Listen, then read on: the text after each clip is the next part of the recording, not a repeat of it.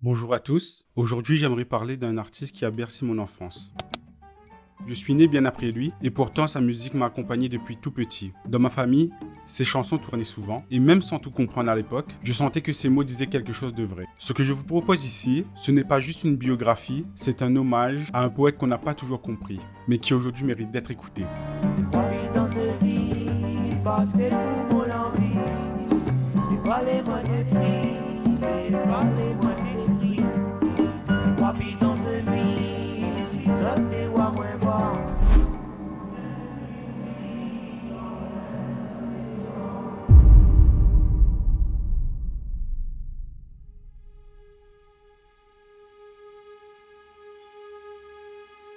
Alain Peters voit le jour le 10 mars 1952 à Saint-Denis à l'île de la Réunion. Son père, Édouard Peters, batteur et joueur de flûte, c'est lui qui a initié Alain à la musique. Et très tôt, le jeune garçon devient passionné de la guitare. À seulement 13 ans, il intègre l'orchestre de Jules Arlanda et commence à jouer dans les bals populaires de l'île. Mais cette passion nuit bien sûr à ses études. Il quitte définitivement l'école pour se consacrer à la musique.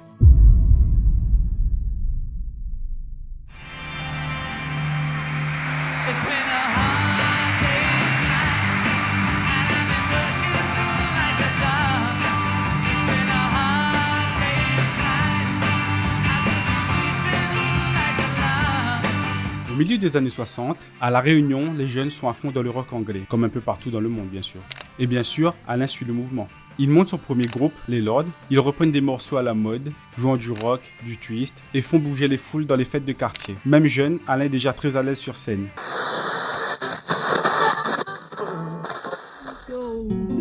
And she's buying a stairway to heaven. Then she's get there, she knows if the store closed, with the world she can get what she came from. On n'est pas passé par des écoles de musique ou quoi que ce soit pour apprendre. On avait là une cassette ou un disque, on écoutait, et en écoutant, on prenait l'instrument, on essayait de faire pareil.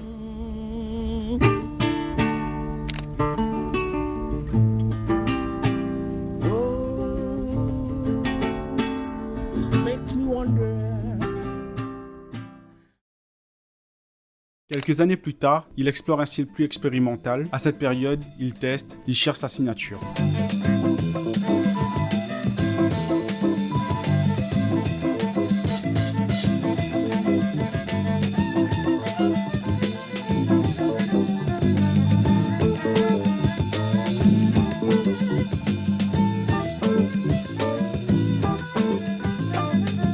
À cette époque, le maloya, la musique traditionnelle réunionnaise, est longtemps marginalisée, parfois interdite dans les lieux publics, car associée aux luttes ouvrières et à la culture créole longtemps réprimée. Dans ce climat postcolonial, certains artistes osent pourtant refaire renaître cette musique. Alain Peters fait partie de ceux qui vont la transformer.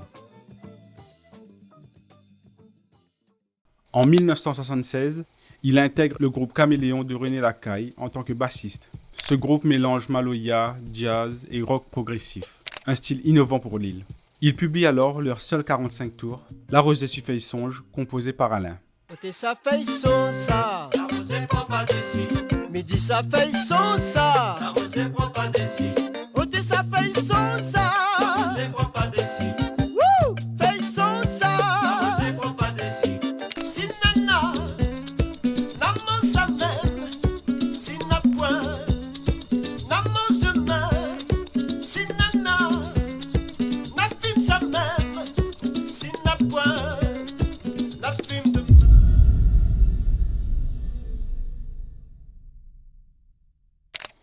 Après ça, il fait la connaissance de Jean Albany, un grand poète réunionnais. De cette rencontre naît le projet Chante Albany, dont il assure la direction musicale. C'est là que son style se précise, un maloya lent, profond, un genre de blues créole. De la nuit, Vivi ennuie dans nous cabas. La cabas pièce pas là-bas. C'est Nagaya qui font mascar. Le bonbon, la vie va dans nous cabas. Yazot pour la quitte la messe, pour souk chevrette, dans l'eau. De mon azote qu'on m'a confesse, si zot et puis cherche du cabot.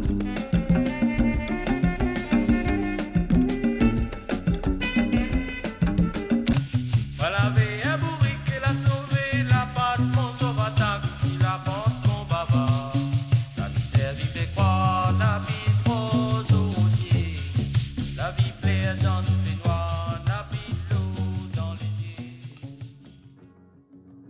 C'est aussi à cette époque qu'Alain rencontre la femme de sa vie. Entre eux, c'est une vraie histoire d'amour. 2 ans plus tard, ils ont une petite fille qui s'appelle Ananda Devi. Pendant un temps, Alain est au sommet.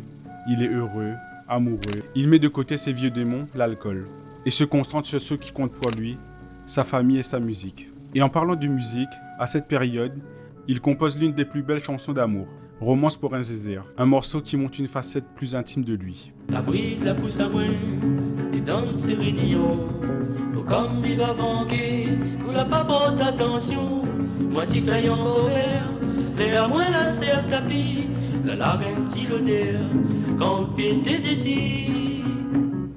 Ah s'il était pas haut, il odeur à moins l'oreille, ah s'il était pas haut, c'est sa fille qui sentait mi bourré.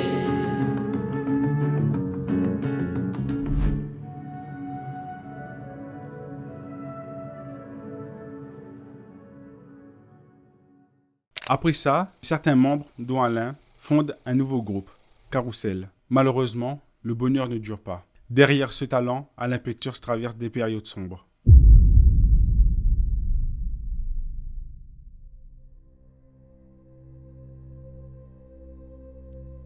En 1980, son père décède. Il ne s'en remettra pas, va alors retomber dans l'alcool. Quelques temps plus tard, épuisé par la situation toxique des vieux travers d'Alain, Patricia la quitte et part en métropole avec leur fille. Le groupe Carousel se sépare de lui. Son parcours artistique comme personnel devient instable. L'alcool devient un refuge pour lui, un moyen d'échapper à sa souffrance. Ses excès affectent sa santé, sa vie sociale et sa carrière. Alain perd pied. Il erre, il fait la manche, il devient invisible. Sa santé mentale dégrade, il fait des allers-retours à l'asile. Certains le surnomment même le clochard céleste. Un reflet d'un homme fragile, mais doté d'une âme artistique unique. Mais pourtant, il continue d'écrire et de composer. Il transforme sa douleur en poésie. Malgré ça, cette période fut l'une des plus créatives pour lui. Avec Jean-Marie Pirot, il enregistre chez lui sur un magnétophone 4 pistes. Ces enregistrements paraîtront en 1984 sous le nom de Manger pour le cœur, la seule œuvre publiée de son vivant. Oh, qu'il est où Lacan, oh, qu'il est où mon frère. Oh, qu'il est où la cantine, vois-moi les misères. Faites mon joli bouquet, mon bon monsieur. La toute jolie couleur s'écrive. Lui transpire la rosée, gentille madame. Voilà qu'il y a lu grand matin brûlé.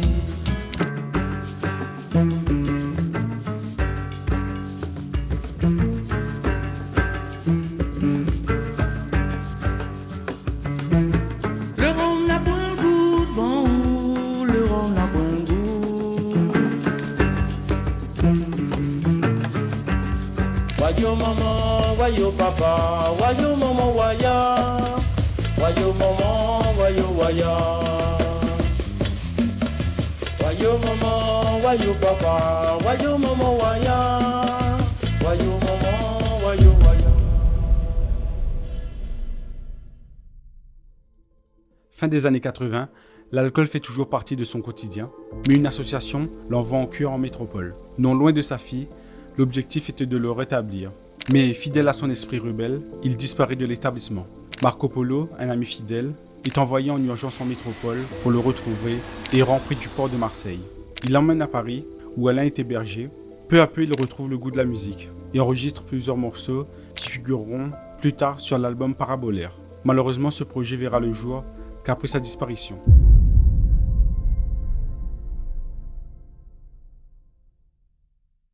En 1994, Alain est invité par son ancien groupe Carousel à remonter sur scène. Le public est présent, nombreux, l'émotion est forte. Cela faisait très longtemps qu'il n'était pas apparu en concert. Physiquement, il est épuisé, affaibli, méconnaissable. Mais dès qu'il commence à chanter, on retrouve l'artiste. Sa voix est intacte. L'incompréhension était vraiment totale. Et puis ça n'a pas normal. Place La Réunion ou bien densité béton, quantité la morale, côté aval. Malgré ça, un coup de vent. Et mes parents, ça n'avait plus de vent. Après ce concert, il pense à un vrai retour. Des dizaines de textes sont prêts, un album est envisagé, il y croit encore. Et le 12 juillet 1995, le poète s'éteint d'une crise cardiaque dans les rues de Saint-Paul. Il avait 43 ans.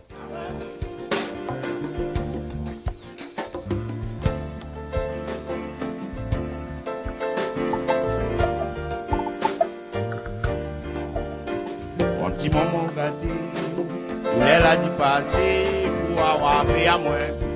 Oui, autre garçon à l'air. Il y a aussi mon fils, Stalanda David, la connu son papa, s'il marche le plus en bas.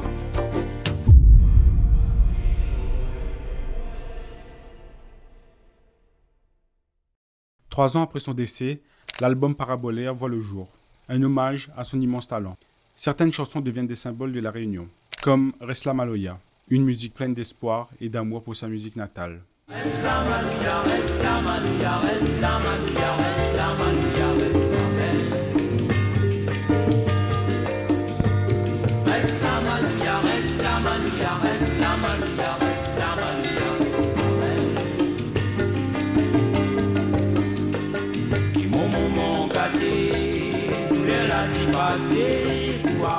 Dans cette chanson, il rend hommage aussi à son ami fidèle qui l'a aidé en métropole.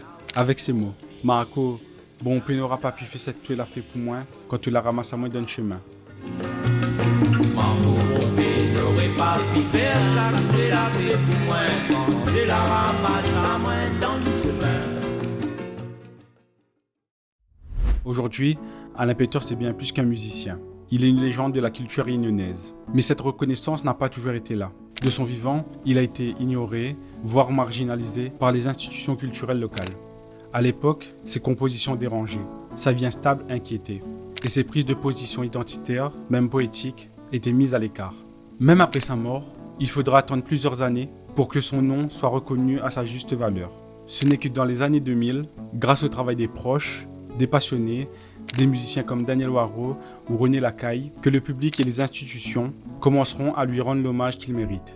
Aujourd'hui, ses chansons sont enseignées dans les écoles, jouées sur les scènes et rééditées. Le poète qu'on célèbre aujourd'hui, on l'a d'abord laissé mourir dans l'oubli. Et tant qu'il y aura des oreilles pour l'écouter, sa voix ne s'éteindra jamais. Merci d'avoir pris le temps d'écouter cette histoire. Surtout, n'hésitez pas à découvrir les œuvres d'Alain Peters pour mieux connaître le patrimoine qu'il a laissé à l'île de la Réunion. Et à bientôt pour une nouvelle histoire.